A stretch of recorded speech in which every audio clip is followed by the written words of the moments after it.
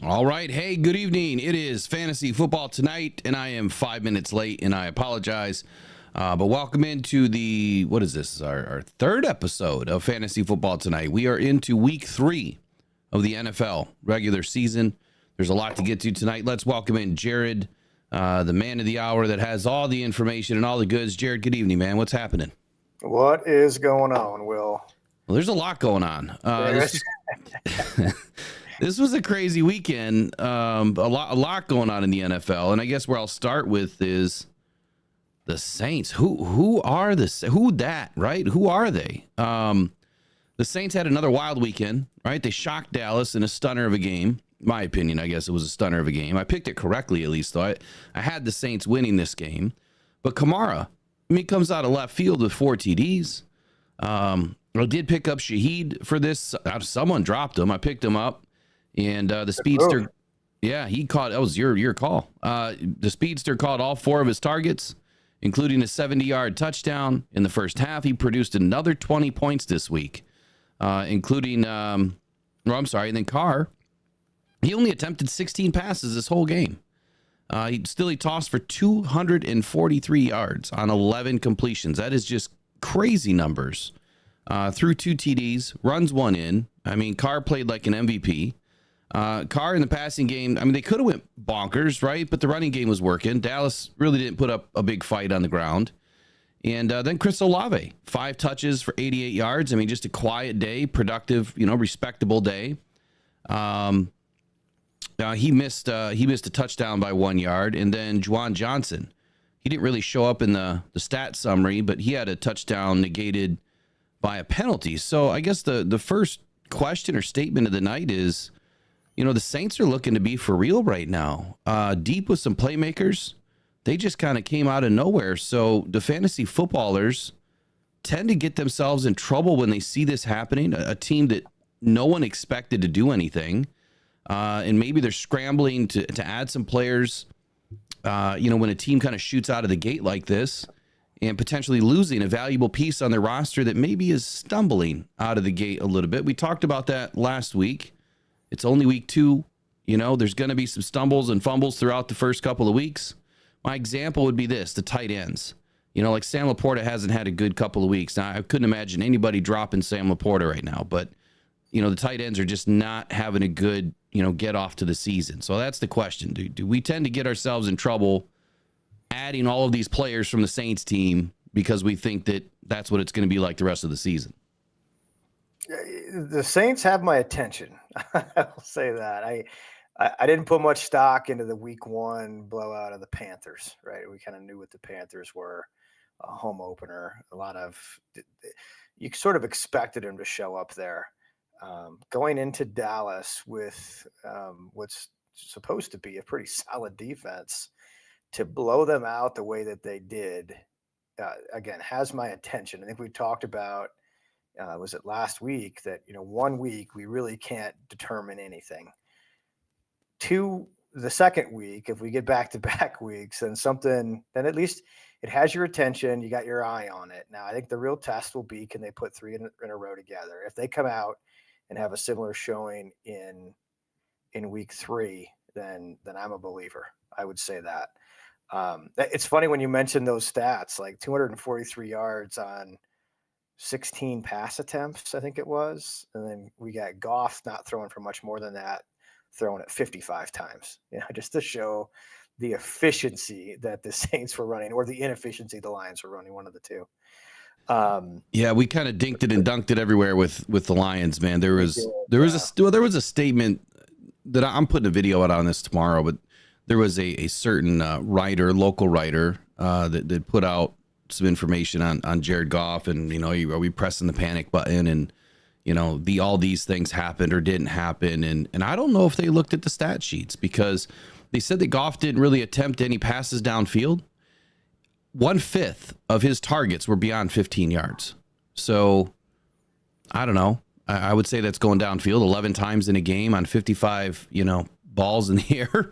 I'd say that's a pretty good ratio. But we did throw a lot of balls under 8 yards too. But that's just that's what we were taking, I guess.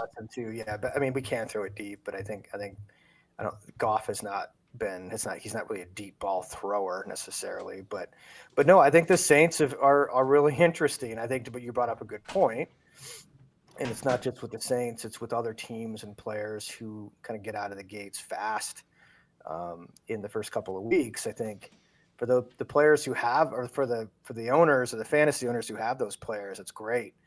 But I also, again, with caution, like we don't want to be going out and pursuing, and whether you're doing blind bidding or waiver priority, we don't want to go out and be responding to certainly 1 week. Now 2 weeks, yeah, I think you can probably take some chances, but players like a Sam Laporta, like a Dalton Kincaid, those types of players, we don't want to drop.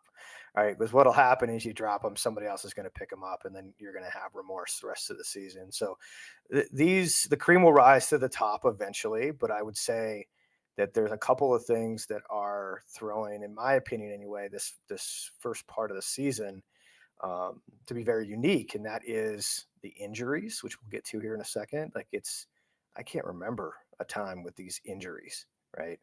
And so a lot of the times you should be prioritizing a lot of the waiver pickups on like trying to mask or cover up or supplant some of the injuries that your rosters probably have.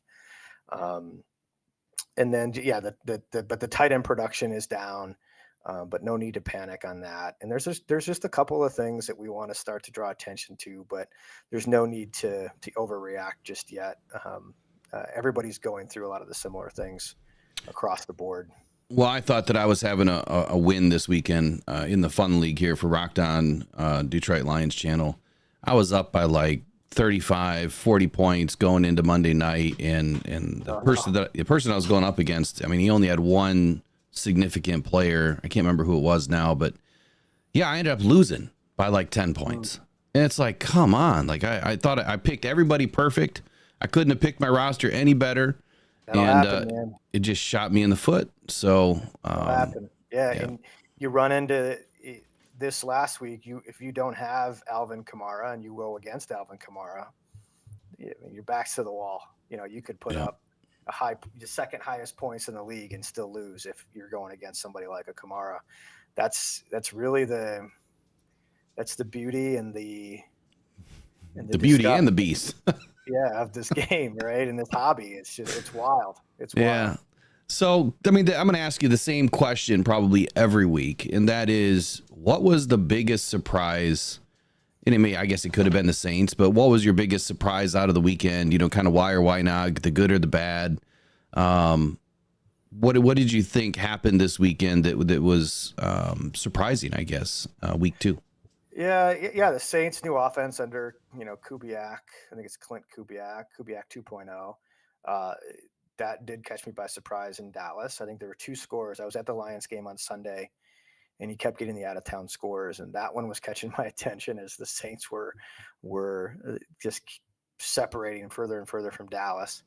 And then the Ravens-Raiders game, like the Raiders went West Coast to East Coast against a team with extra rest, with extra motivation coming off a loss, supposed to be the top, in the top 2 of the division. The Raiders are supposed to be bottom dwellers. They went in and beat them in their house. That was wild. Like from a team perspective, I think those are the biggest 2 surprises. I think from a fantasy perspective, the good would be, it was a nice week for the running backs. I think a lot of different strategies go into how people handle the draft in running backs. You get people who load up on running backs early. You get people who will, what they'll call a 0 RB, and they will go more receiver, tight end, quarterback, and come back and fill in the running backs later. You got the hero running back philosophy where you take one running back and then fill in the rest. But they really proved to be valuable with some really good performances from some of the early round picks, the Bijan Robinsons, the Breece Halls, the Saquon Barkleys, and others. And so I think those who have leaned on running back early are certainly seeing a lot of the benefits here early on. So a nice week for the running backs. I think on the bad, I keep coming back to the injuries. This week feels particularly bad. or this year, I should say. And I don't know if it has something to do with playing in the preseason. There's probably 8 million debates we can get in on that. But I think if you look at like people who would contribute into fantasy football who have missed time or will be missing time after week 2, like just listen to this list: AJ Brown, Deebo Samuel, Cooper Kupp, Puka Nacua, T. Higgins, Evan Ingram, Isaiah Pacheco, Hollywood Brown, Keenan Allen, David Njoku, Jake Ferguson, Jordan Love, Tua Tagovailoa, Christian McCaffrey, Raheem Mostert, Jordan Addison, Ricky Pearsall, Russell Wilson, Kenneth Walker. Those are just the big names, right? And there's still more that were injured last season or for the preseason, like Nick Chubb, TJ Hawkinson. You want to throw JJ McCarthy in there. It's crazy. It's crazy. There's not going to be many teams who aren't going to have some sort of impact on or haven't been impacted by injuries this year, like more so than I can ever remember. And I think a lot of it does come to like a lot of these guys aren't playing in the preseason, just not. Let me get your quick hot take. Yeah, let me get your quick hot take on preseason, because our Lions don't play in the preseason. Nope. Do you feel like we're stumbling? You know, not to get off of fantasy football, but do you feel like the Lions are stumbling a bit because we're not putting the guys in for a few series? Like they're still trying to knock the rust off? Yeah, I think the response to that from teams who don't play their starters is that they're going full speed in practice or in joint practices, and they feel like that's a better simulation of the game than a preseason game where things are very vanilla. But I think there's also something that's a little bit different about the teams that are trying to get at least some of their starters going. And like you look at somebody even like look at Bryce Young, right? Big news from him. Like he's benched, which we predicted last week. I think we told people who were quarterback needed to pick up Andy Dalton. Yeah. Sure enough, a week later, Bryce Young is benched. You know, they put him in for one series in the preseason, and he marched down the field, scored a touchdown. They thought that's enough. He's seen enough. We're good. Well, the real bullets start flying, and there's problems. Like he's not ready, right? And so I think there's going to be merits to both sides. The first thing you're going to say though is when you play somebody in the preseason and there's an injury, you know, that would probably be more devastating than anything to not even get the chance to play, in the season. So, I mean, I see both sides. I liked the previous format where, you know, nobody really played maybe in the first preseason, but then they played a quarter in the second, and they probably played a half in the third, and then nobody played again in the fourth. I think like that was a good setup. I think it also gave you a preseason game or two to look forward to see the new players play, or the new team play. But yeah, I don't know. I've got to go back and really, I haven't done enough going back and being a revisionist and see who played in the preseason, who didn't, and where some of these injuries are coming from. But it just seems like once we started getting away from allowing these players to get some action in the preseason, that more of these injuries seem to keep popping up. You know, I guess I'm the believer of there's kind of two schools of thought with injury, and that is, you know, the wearing out of a tendon, right? If it's a non-contact injury, well, that was going to go anyway. It was just a matter of when, right? It wasn't if, it was already happening. It was already starting to fray and starting to come unraveled, and then it just popped and went, right? Or now the injuries they're related to contact. Well, clearly, you don't know when that's going to happen. It could happen from any contact at any point in time, preseason, regular season, postseason. It's just practice. Yeah. I mean, it happens with these guys at home, you know. Who was it that tripped over their dog? It was Joseph Fourier. And I think he later came back and admitted he didn't trip over his dog. Oh, so use that as an excuse. He tried to, because he was doing something where I think he was going to have his contract voided. So. Oh, well, so the big news that came out this morning. So speaking of injuries and things like that, you know, like Sam Laporta. So I kind of brought him up for a reason, because he's slow to start this season. I mean, the Lions are kind of slow all over the place in certain areas, but he was battling an injury all throughout preseason, right? And I'm wondering if that's part of his slow start, and that's why I guess I'm not so big to just start to dump players or panic. Like we're still in panic or no panic mode. Should we be panicking about things or not panicking? And it's week 2. We kind of talked about this last week. We're still getting into the infancy stages of the season. Like, just relax. Like the Aaron Rodgers famous quote ever is just got to relax a little bit. And the thing about it too is when you have the cluster injuries like we're seeing, everybody's going through it. Like maybe somebody's escaped and maybe somebody's got it a little bit worse, but everybody's dealing with it in some capacity. I think complicating it though is that the tight end production so far for fantasy football is crazy low. yeah, We talked about Mark Andrews in week 1. We talked about, Travis Kelce isn't doing anything. Sam Laporta, we've talked about. Kyle Pitts, Dalton Kincaid, like zero production from these top-ranked tight ends this year. And I think if you invested an earlier round pick in a tight end, you're probably disappointed so far. Evan Ingram, he's hurt. George Kittle got hurt. I haven't seen how he's looking to play for this week, but it's been a wild start, but it always is. The NFL always starts crazy, and we're surprised by things we never thought were going to happen.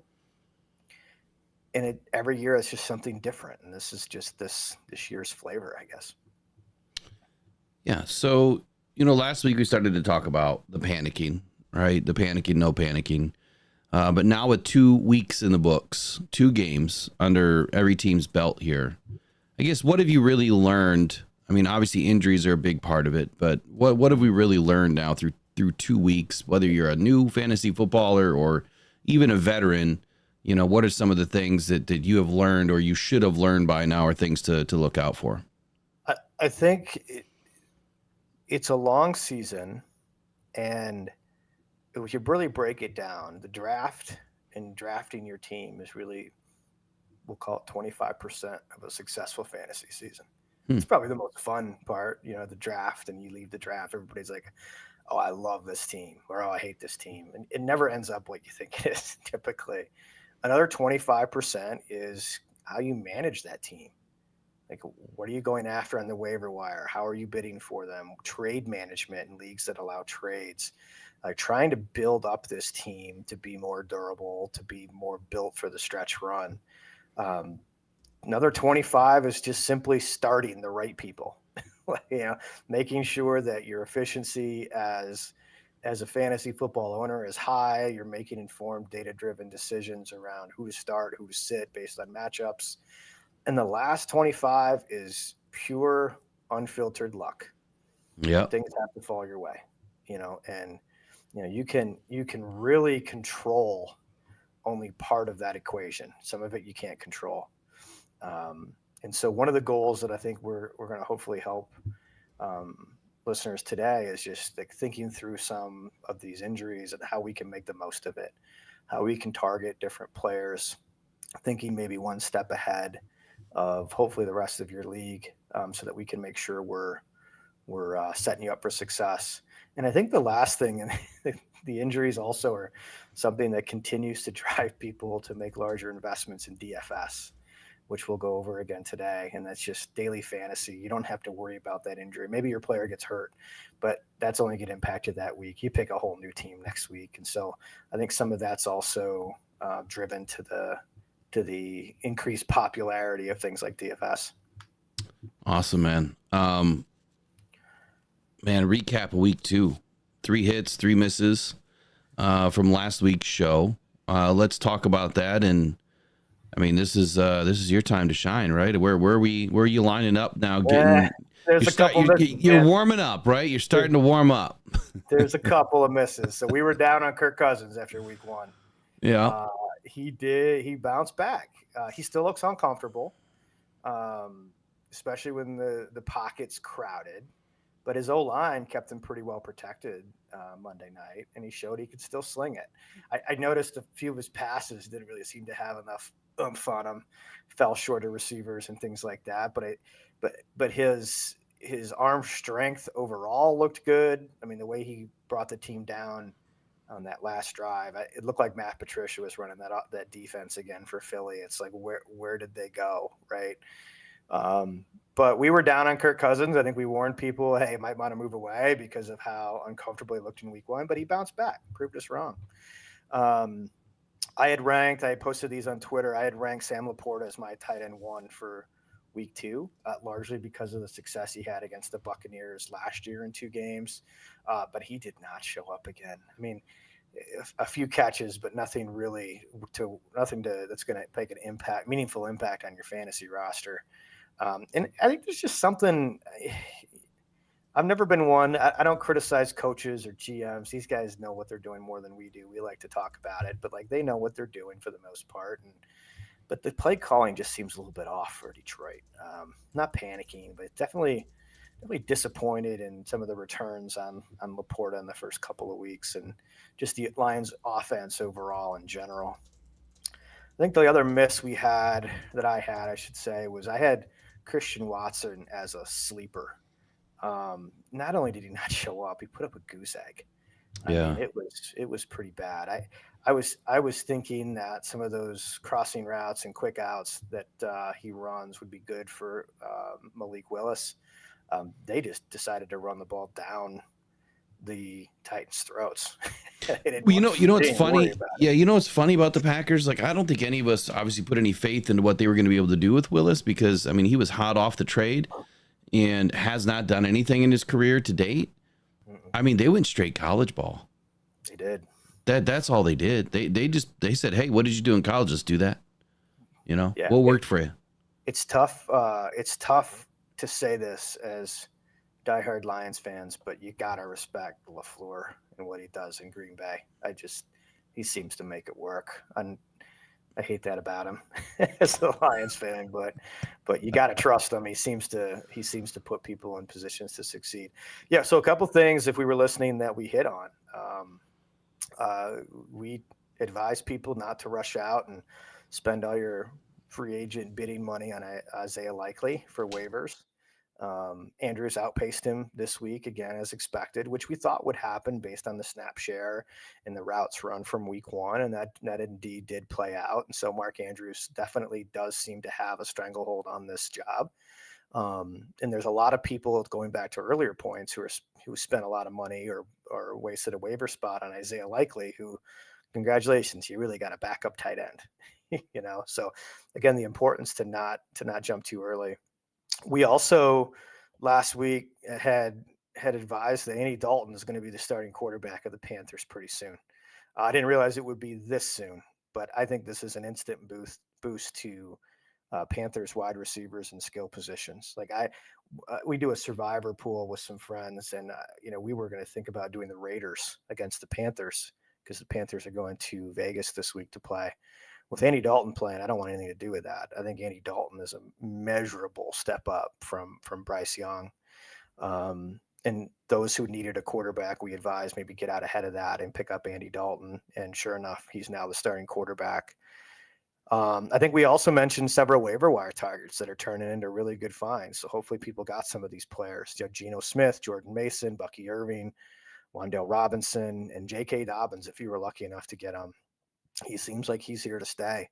So I was hesitant coming out of last week, but now he is stacked back-to-back weeks. I think he's definitely somebody who could be a league winner if he continues up with this type of production. So hopefully people were listening last week and picked up on some of those things. But yeah, mixed bag. I was still week 2. These are going to get tighter and tighter as we go.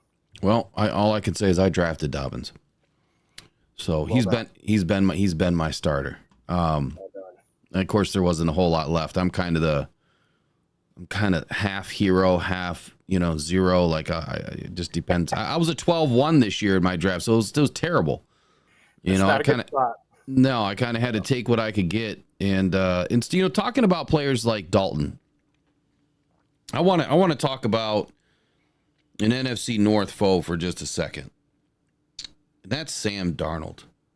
Nobody really gave Sam Darnold a bit of respect this season. I did. I don't remember if you did or not. You'll tell me in a minute. But I did, because the guy's always had a really good arm. I never felt like Sam Darnold was ever put into a position where he had the full trust of the coaching staff, good weapons around him that were deployable. And now he marches right into a Vikings team that's kind of loaded, right, for Bear right now because their defense is so good. Like he can go in and play and expect that the defense can make some plays. He can go in knowing I can make a mistake and the defense is going to help me out. Sam Darnold's on fire right now. And what do you think? What's your overall thoughts on him as one of those older quarterbacks that people kind of forgot about? Yeah, I can't remember if it was last week or it was when I was in Vegas. We talked about this where, I mean, Sam Darnold was drafted into the league where Adam Gase was calling his plays, right? Like that's not a way you want to start a career. He was cast aside, much like Zach Wilson was for back-to-back high round pick for the Jets quarterbacks. Nothing was going on in Carolina. He backed up in San Francisco. He probably learned a lot in San Francisco. But if you remember when we talked about this last, there's a couple of reasons why I felt good about Sam Darnold. He was a high pick, so he definitely has the ability. Kevin O'Connell's a great play caller. I mean, he always has been, a former player in the league, but he can call an offense, and he's done a really good job of that in Minnesota. And the third thing that I brought up was anybody who has Justin Jefferson on the other end of passes is probably going to be fairly productive, right? Especially in a fantasy football world. So he has a lot of things going for him. And again, it comes back to it kind of makes you as a Lions fan, you're like, really? Like, I thought we were going to have a break with Minnesota this year. I thought Minnesota was going to be down, right? Because every other team in our division is supposed to be up. But this is going to be a tough division, and I think Sam Darnold's a big reason why. He's not somebody I'm going to want to face, especially with, again, the play calling that he has, the talent that he has naturally, and then Justin Jefferson on the other side. Well, I can say this. I never doubted Sam Darnold, and you're right that when anybody has somebody like Justin Jefferson, it makes your job a little bit easier, just a little bit, right? Yeah, the Vikings are going to be a tough team. That's here, Will, because you're here. Yeah, right. I mean, if without you, what would I be? I'd be nothing. Okay. Key takeaways from every game in week 2. Are you going to roll through that today, or are we going to skip right to things to consider for week 3? We got things that are, stock up, stock down, or trending up, trending down. Where would you like to go next? Yeah, let's look at that. Let's look at a couple of things that I think are trending up overall. I think one that's probably near and dear to our minds is the Arizona Cardinals. I mean, Lions have them this week. I'm not one that has the opportunity just with time to go back and watch every game like some people in this industry do. But like I was saying in the first week when we kind of introduced this, like I don't have to. If there's people that I trust that are going back and doing that, I like to read a lot about what they write about and what they see. And from what I can tell, like Kyler Murray was dealing yesterday or on Sunday. I didn't get a chance to watch the game live, but listening on the radio and then just listening to what people are writing about when they saw him play, like it was vintage, if not better, Kyler Murray than we've ever seen. And Marvin Harrison put up a full game stat line that any fantasy manager would love to have in the first quarter, right? And so I think they seem to be finding their groove. If that defense can even just be mid, I think that the Cardinals pose a pretty serious problem. So I think they're trending up for sure. I think another thing trending up is going to be Pat Mahomes and all the Chiefs receiver weapons. So without a running game or a blow to the running game with Isaiah Pacheco's injury, the Chiefs are one of those teams where they could tell the opponent, we're not going to run, we're going to pass every play.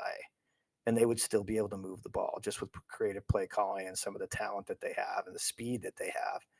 And so I think what you're going to see is not so much them trying to replace the running game with Carson Steele, or I think they signed Kareem Hunt this week. Or there's even rumors that Clyde Edwards-Helaire is going to be back before too long. I don't think they're really going to try to replace the running game. I think they're just going to start throwing it more, honestly. And so I think Patrick Mahomes and some of the Chiefs wide receivers, and hopefully Kelsey, for those who drafted him, will be trending up here as we go forward. I think trending down on the same note, It's going to be a big hit for Tyreek Hill and Jalen Waddle and Johnny It's Smith. so unfortunate, man, Dolphins. for Tua. Scary stuff, man. Scary stuff. I think they put him on IR, so he's definitely out for the next 4 weeks. But most people drafted Tyreek Hill in a top 5. He was one of the top 5 picks off the board. I don't know what Skylar Thompson has. My guess is that, well, I mean, Tua doesn't really throw it deep either, to be honest. But Skylar Thompson's going to be a definite downgrade. And I think the Dolphins have the opposite as the Chiefs, where the Dolphins can run the ball. Dolphins have a lot of speed in the backfield. They've got a lot of ways in which they can be creative and how to move the ball on the ground. And so I think they're going to take the air out of the ball a little bit with Skylar Thompson. Like you're going to get a modest stat line from Tyreek Hill, but you didn't draft him in the first round to get a modest stat line. You wanted the big gains and the chunk plays, and I think that's going to be taking a big hit moving forward. And then lastly, jury's still out on this, but I think there was a lot of hype around Anthony Richardson and the Indianapolis Colts passing game.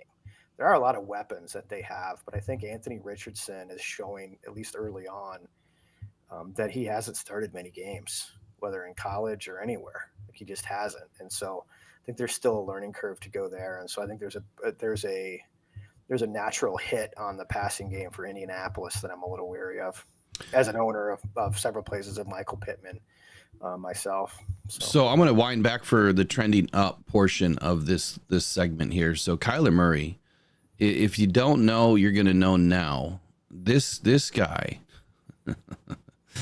he pulled off the unthinkable this weekend. He was the second player in NFL history to pass with to have at least 250 passing yards, 50 rushing yards, and a perfect passer rating, 158.3.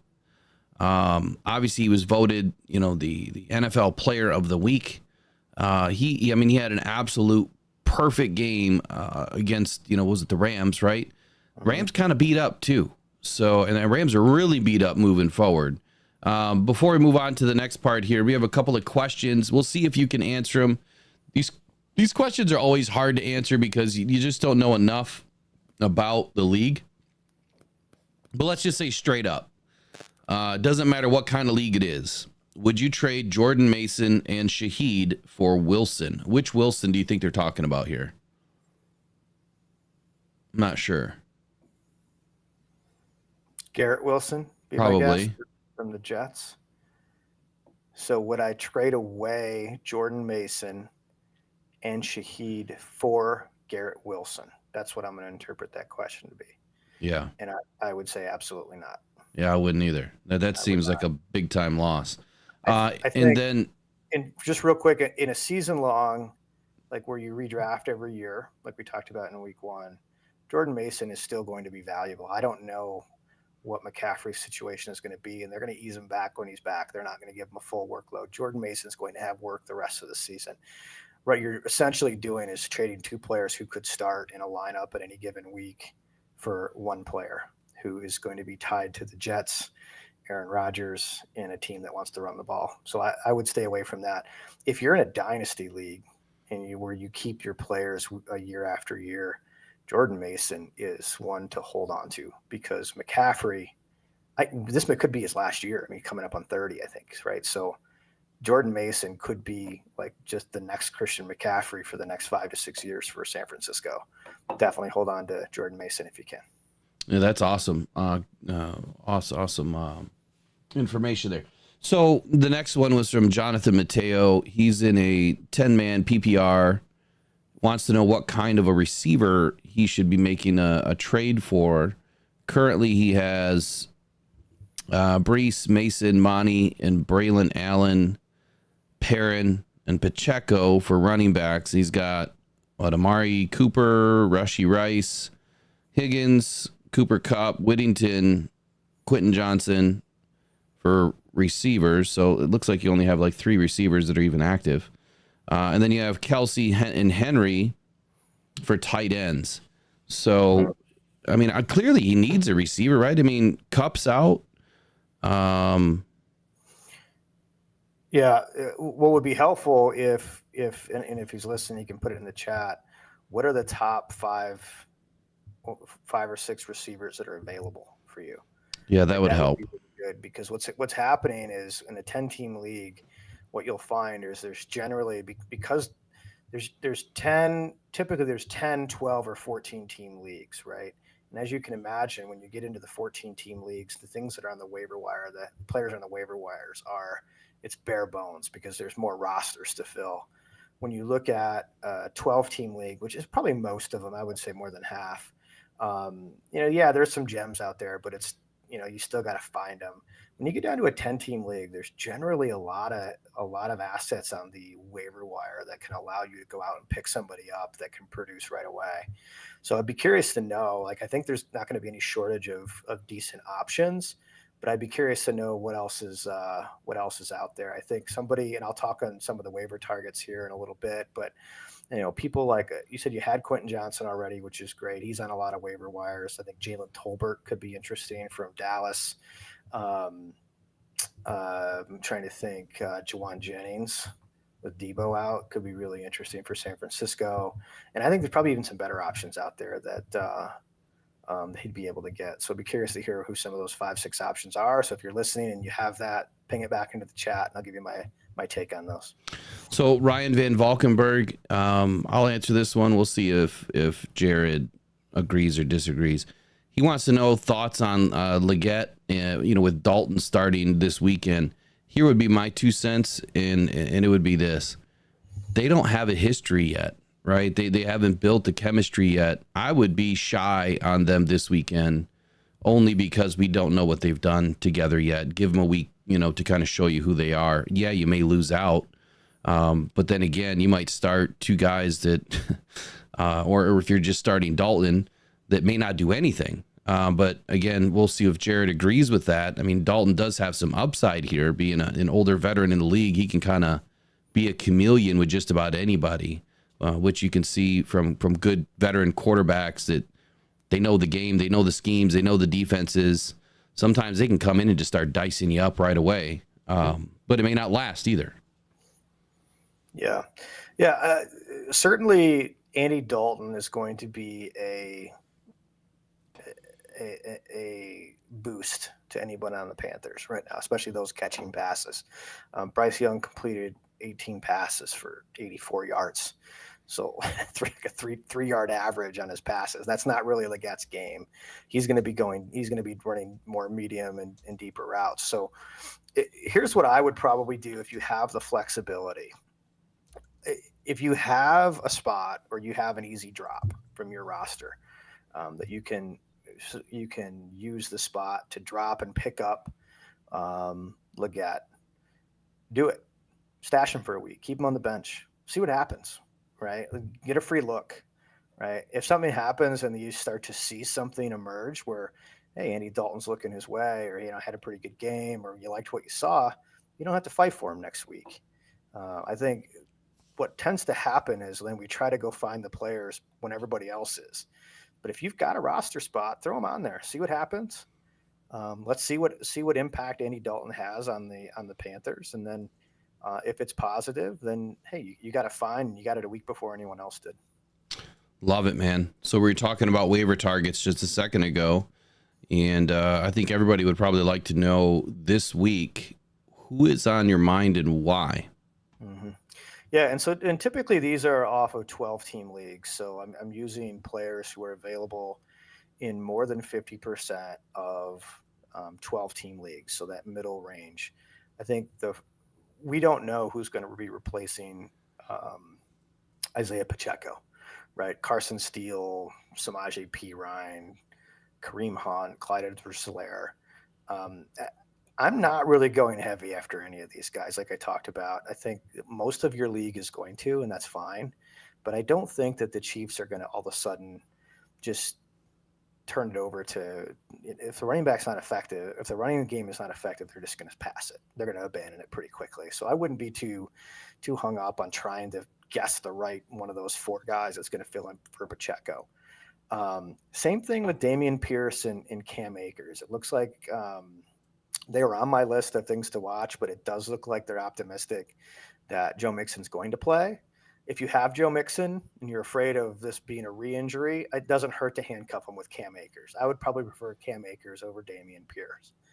So that's another one. Jalen Wright. If you haven't picked up Jalen Wright yet, we talked about him last week as well. This Dolphins offense is going to change under Tua. Like, there's not going to be this drop back. They're not going to be able to get the ball down the field the way they did with Tua, and so they're going to depend a lot on their speed in the running game. And they've got speedsters with Achane and this Jalen Wright kid. He's fast, right? And so think about the role that he's going to play, and I think you're going to see the offense change a little bit based on Tua's injury, and he could be a benefactor of that. Jalen Tolbert, I think this is the role they had in mind for him when they drafted him in 2022 out of, I think it was South Alabama. They wanted him to be that number 2. He didn't really pan out in his rookie season, and I think he had an injury either in his rookie season or last year. But Brandon Cooks isn't the long-term answer in Dallas, and they're looking for a bona fide wide receiver 2 in Dallas for Dak Prescott opposite CeeDee Lamb, and I think it's going to be Jalen Tolbert. If he's out there, that's somebody that I'm aggressively going out and pursuing. Another person that's going to be popular just because of the stat line that he had is Andre Iosivas, spelled Iosivas. I think this is going to change a little bit when T. Higgins gets back into the fold. So I'm not advising people go out and pick him up for a long-term play or for a lot, but he does have 72 and 100% snap share in the first 2 weeks. If Higgins is out again, I think if you're in a bind, Iosivas could be an interesting play.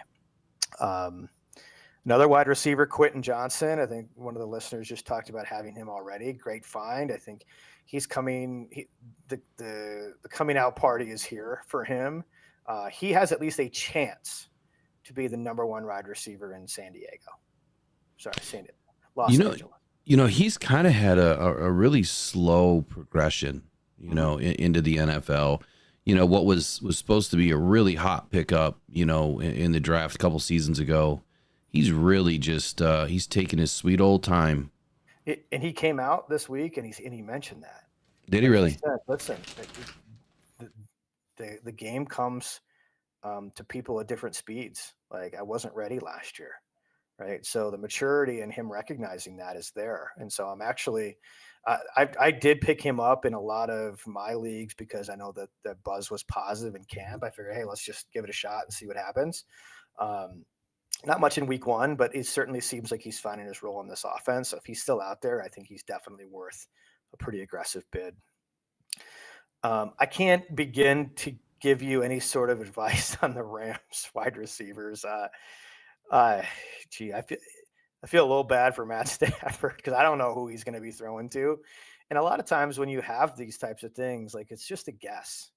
Like, there's not really anything to indicate whether it's going to be Tyler Johnson or Demarcus Robinson or Jordan Whittington or somebody they pick up off the street that they trade for. They're talking about trading Matthew Stafford, I saw today, that he might be, on the block to trade to the Dolphins. That would be interesting. But I don't really have a strong opinion on the Rams wide receivers. I would probably just stay away if I'm being honest. I think the last 2 pieces that I want to make sure listeners hear, Jawan Jennings. So with Deebo Samuel's injury, I think Jawan Jennings in San Francisco is going to see a good uptick in targets and routes. And then Hunter Henry. He this past week was the number 1 option in the passing game for a tight end in New England. Eventually, they're going to be moving over to Drake May, and the tight end and rookie signal callers tend to be a pretty good match. Those safer routes, quicker reads. So I think Hunter Henry could actually be a pretty good pickup. And then lastly, especially for those who are Michigan fans, Roman Wilson ramping up, right? And so there's not been much production outside of Pickens in the passing game, and a lot of it's some limitations at quarterback. I totally get it, but they're saying Roman Wilson's starting to ramp up his activity, and Van Jefferson just isn't cutting it. So I think Roman Wilson could be coming on the scene here in the next 3 to 4 weeks. Should be interesting to see what happens in LA. You know, I can't imagine a world where Stafford's going to get traded to Miami. I don't see the Rams throwing in the towel this early because that's what they would be doing. They'd be throwing in the towel right now. The funny thing about Stafford, and we know this, it doesn't matter who's on the field. He's going to figure out a way to get him the ball, you know, and that's why it's so hard. Like you said, it's a pick 'em. It's a guess. Yeah, it really is, and you don't want to pick up multiple because then you're wasting a roster spot. I think right now, the Rams pass catchers, I'm more or less staying away from. Yeah. Higbee's still hurt, so like he's just, I don't know what I don't know what the Rams are going to look like. I forget who they have this week, but it's not San Francisco this week. Well, I think they're thankfully it's not us again because now that we have DJ Reader installed, man, I don't know if the Stafford would have walked out of that game had we had Reader in the first match. You walked on the field last Sunday, and I'm like, man, that's a big man. Yeah. DFS tips. So when you're building your lineups, what types of things should we be looking at, forecasting, looking ahead into this next week? Yeah. So think about posted totals, right? And what I mean by that is when you're building your lineups, look at the posted over under and the implied team totals in the betting markets. So this is a really good guide as to where people feel the most points are likely to be, and the betting lines tend to be pretty accurate. And then when there's going to be more points in a game, like for instance, the Lions and Cardinals this week is a 52 point over under, I think last time I checked. So that means there's going to be more fantasy points scored in that particular game for the players involved. So when I look at the three highest over under totals, I'm going to be targeting players from the Saints and Eagles, particularly in the Saints, the Lions, Cardinals, particularly, well, both of them actually, and then San Francisco and the Rams, and more specifically San Francisco. Try to fill these rosters with players that have high posted totals for these games, because that's going to equate to more points. The second tip I want to give this week is to mix and match the types of matchups you do each week. So like I tend to lean more on the DraftKings side, and so some of the suggested plays I have for this week are going to be DraftKings, or DraftKings centric. So there'll be DraftKings salaries as well. But you look at the guaranteed prize pools versus the head-to-head of the cash games. This is going to take a slightly different build and a slightly different risk management approach. So for cash and head-to-head lineups, you don't need to beat thousands and thousands of other people for a prize, or you need to beat half the field or one other opponent in many cases. So you tend to want to be a bit more practical or straightforward approach to when it comes to, similar to setting a season-long lineup, right? You just got to beat one person or half the field. For the guaranteed prize pools, like this is where a smaller percentage of people actually win the prizes, and then the prizes tend to be a lot bigger, but there's also a much larger contestant pool. You have to view this in a way of sprinkling in a little bit of chaos into your models or the way you build this lineup. You've got to hit on something that very few people were banking on. You know, this is where you want to zig when you think many others are going to zag. So many sites like Fantasy Pros, Roto Grinders, they'll publish what they anticipate ownership percentages to be. And I like to have as many of those 1% to 5% guys as possible when you're trying to go after those big prizes. If you try to take that approach in a cash game, more times than not, I mean, your bankroll is just going to diminish. It's just going to drain out. And same thing the other way around. If you're trying to just take a very straightforward, practical lineup and put it into one of these big GPPs, you're not going to differentiate in any way, and you're going to end up doing the same. Just finishing, if you're lucky, you break even. If not, you end up a little bit down and your bankroll just drains out. So think about that. So look at those posted totals, attach yourself to players from teams that are expected to score a lot of points in the game. So look at those over-unders, and then just mix and match the types of matchups you do. If you go all GPP, it's just you're not really going to build a bankroll that way. And by bankroll, I mean, like say you put in $1,000 or $500 at the beginning of the season. And that's what you have to play with the rest of the season. If you just keep throwing at GPPs, chances are that thing's just going to drain out. We want to mix it up a little bit. Take a couple shots at the GPP big prize pools, but then also play some head-to-head lineups so you can at least get some return and, at worst case, break even for the week. So just mix and match those up. I've never played in a head-to-head. I've never even looked at them. So I'm going to take a look. I don't bet a lot, but I do a lot of the free stuff that I can find to have fun with it because I just never have enough time to do all the research in the world. That's why you're here, to have some more fun. What I'll typically do, if I look at my DraftKings on any given week, you'll probably see 5 to 6 entries in these GPPs. And they've got a variety of different things that generally every lineup's got something off the wall where you're like, what are you thinking? It's like, well, I don't necessarily think that's going to happen, but you got to, that's the way you play these GPPs to try to win this money. I've seen so many people who think they're going to win the $1.5 million every week. And you look at their lineup and it's like, this is a basic lineup. Like, where's the differentiation, right? And then I'll have probably, or you have you have 1,000 people that have the same lineup. So even if they do win, they all split it. Yeah, exactly. You got to have something that you got to have your zig when there's zag. Yeah. And then I'll have probably 10 to 12 head-to-heads where I'll come up with a lineup where I'll just do, I generally tend to do $50 or $100 per matchup. And I'll just go head-to-head with one other person. And let's just say I win half of them. All right, great. Then I got all my money back, right? If I win more than half, I'm going to cash a little bit. And then if I don't win my GPPs, which is typical, you're not draining your bankroll throughout the course of the week. There's still good weeks and there's bad weeks, but mixing and matching allows you to be in the game for more than just those big bags. So if I hear you correctly, it almost sounds like there's a strategy here. Like if you go into 12 head-to-heads, you plan on winning half. Those half that you're in, if you win, should cover everything that you've put together with the GPPs and the head-to-heads for the week. Does that sound about fair? Yeah, and then the GPPs become kind of free shots. Yeah, right? That's a good strategy. I never thought about it that way. Yeah, you got to mix and match these things a little bit. If you just go in and say, hey, I'm going to do 10 shots at the million for this week, statistics would say you're probably going to go over 10. Right? So, and you're not going to get your money back. And well, so I'm sorry. No, I was speaking of DFS tips, talking about targets. So your DraftKings lineup, what are you projecting this week? Who do you see as a good option based on the salary amount for DraftKings? Yeah, so this is going to be a DFS lineup targeted as a GPP. So there's going to be a little weird in here, if you will. So, and I'll add a couple other people that I would be thinking about.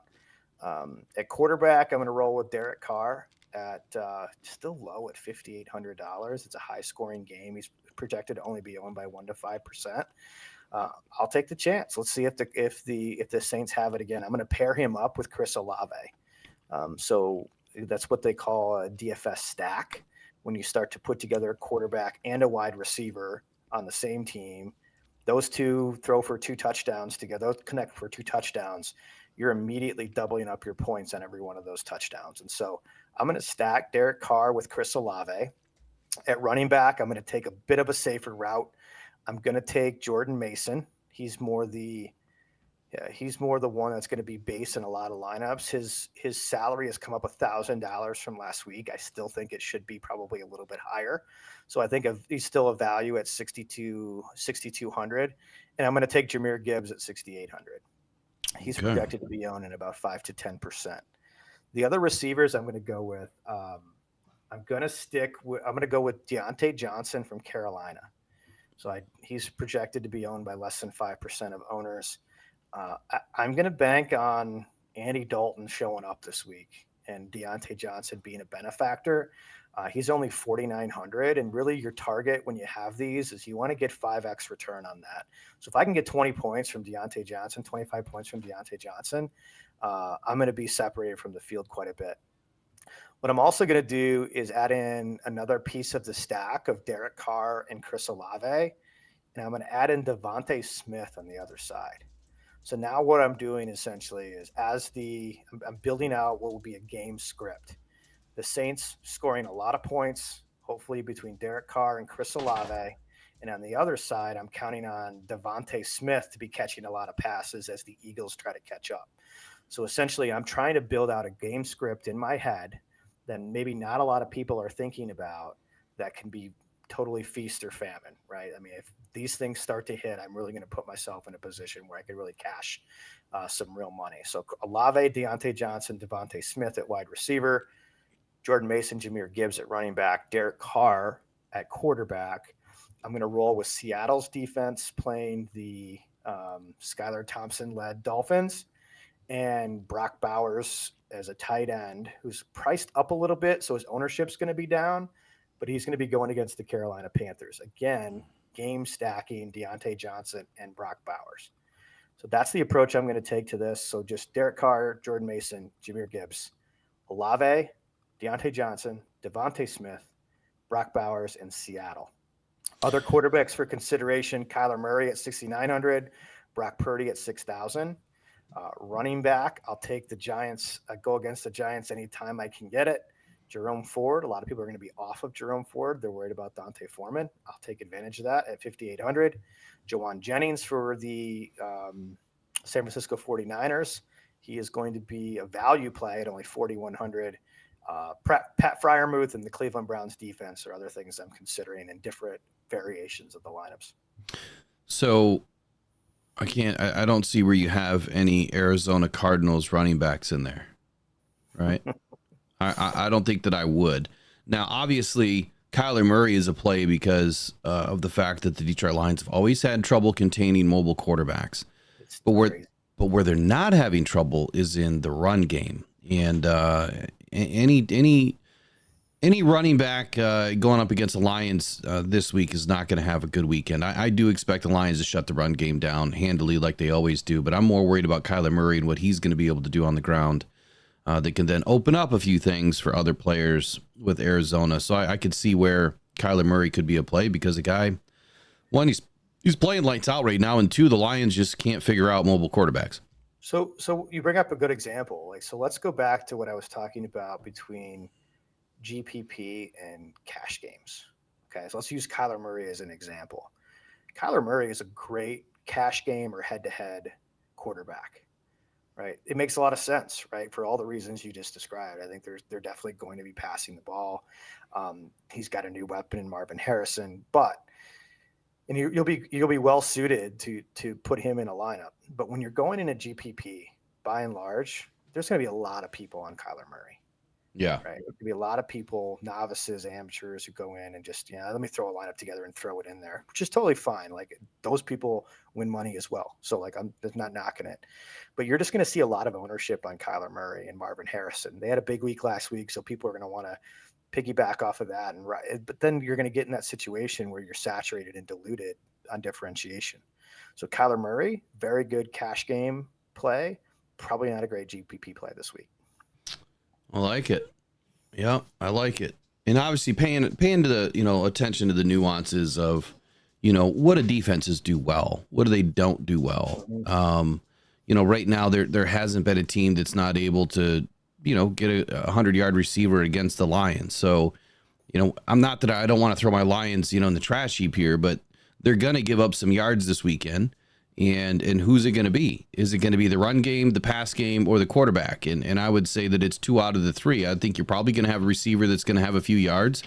But then I look at, Arizona's, wide receiver room. Who do they really have outside of Marvin Harrison right now that could give us some fits? I'm not really particularly worried about Arizona's.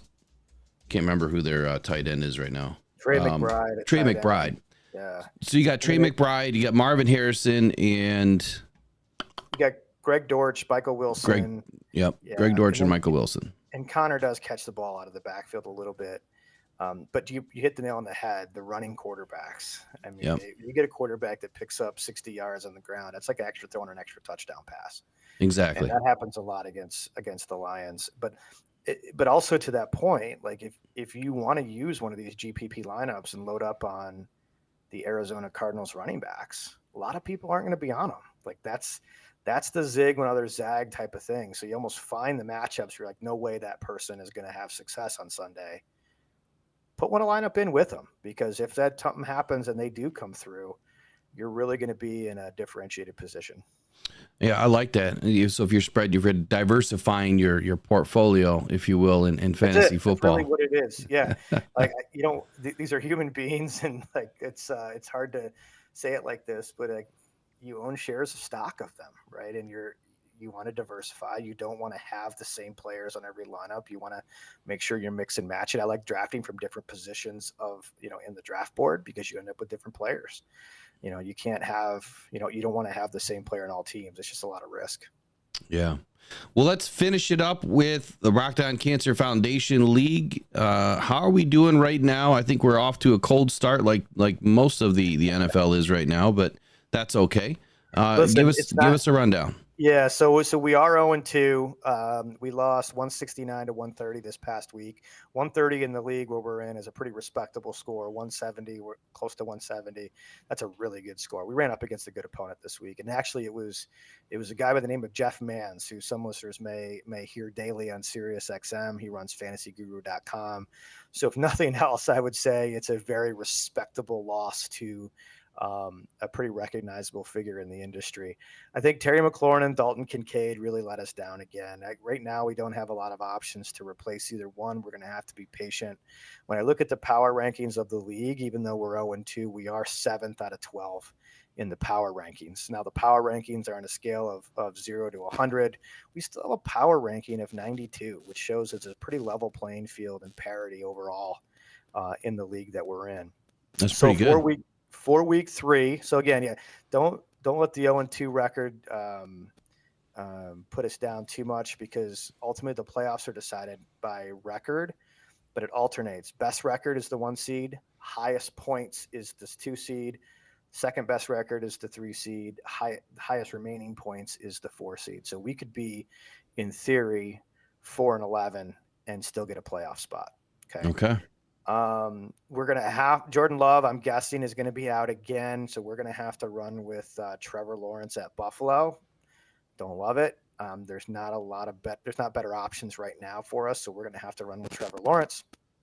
At running back, pretty set it and forget it with Bijan Robinson and Derrick Henry. At wide receiver, we're going to have DJ Moore and Calvin Ridley, who had 2 touchdowns last week. Definitely contributed to our score. At flex, we're going to have to go with Terry McLaurin again. We just don't have right now a better option unless we're granted Juwan Jennings on the waiver wire, which I have put a bid in for. And JMO. We're going to go with JMO. Tight end Dalton Kincaid. Kicker will be Younghoe Koo, who we saw on Monday night, kick a few field goals. And the defense is going to be, right now, Philadelphia. So I'm going to put in a waiver claim for Minnesota. There we go. I would like to get as many shares of that defense as possible. For those who are paying attention to defenses, Minnesota and Brian Flores, they're a problem.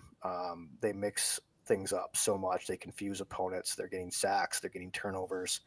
And so I think that's a defense that we're going to see put up some pretty high points. So I'm going to put in a waiver claim for that defense as well. If I get Juwan Jennings or Minnesota's defense, I will probably plug them into this lineup as well. We'll find out.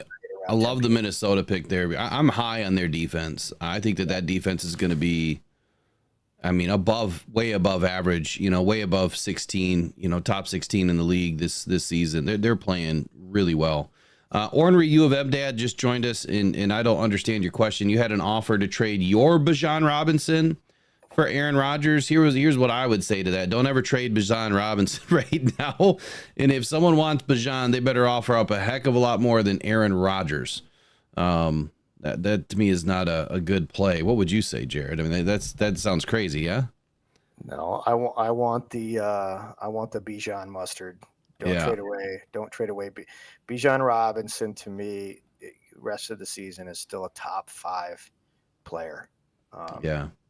If you've got Bijan Robinson, now if you're trying to get Bijan Robinson by trading away Aaron Rodgers, hey, shoot your shot, but you'll want to keep on running out Bijan Robinson. Yeah, I would get rid of Aaron all day for Bijan. I guess it depends on who my backup would be. Robinson, if that was what the intention was, even Brian Robinson from the Commanders, Washington, hold on to him too. He's getting a lot of usage in that offense. So I think he ran for 120 yards or something on Sunday. Wow. Big news out of Washington, man.